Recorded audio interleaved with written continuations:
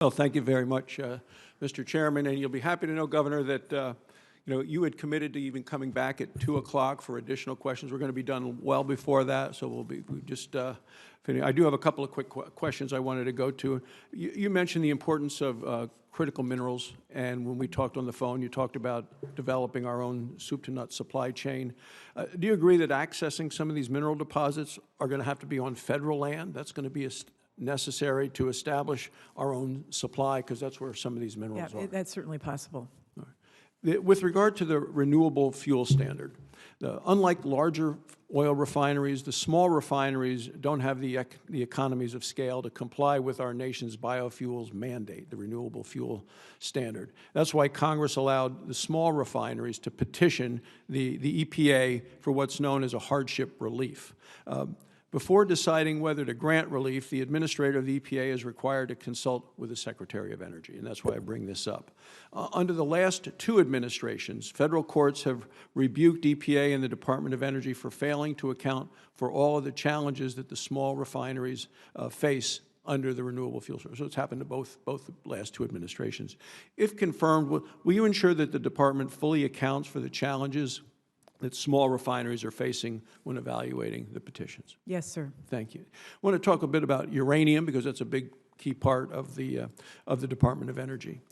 For years, Russia and its satellites have unfairly dumped uranium into the U.S. market as they try to lower prices and command the world market.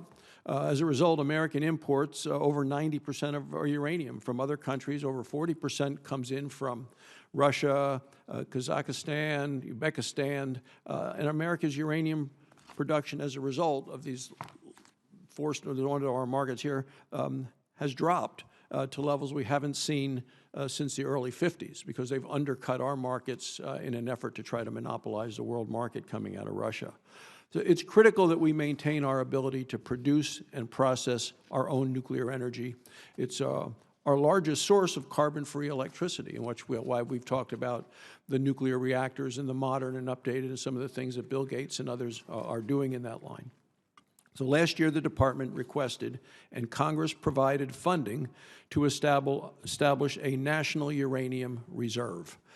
So can I have your commitment that, if confirmed, you will complete the establishment of that reserve, establish a purchasing program, and buy American-produced uranium this year, which is something that we passed last year? I will certainly act upon the instructions of Congress. Thank you. In addition to our foreign adversaries like Russia, the Department of Energy has actually dumped uranium into the U.S. market. This is something we talked about when Secretary Moniz was Secretary of Energy, and Secretary Perry in the past.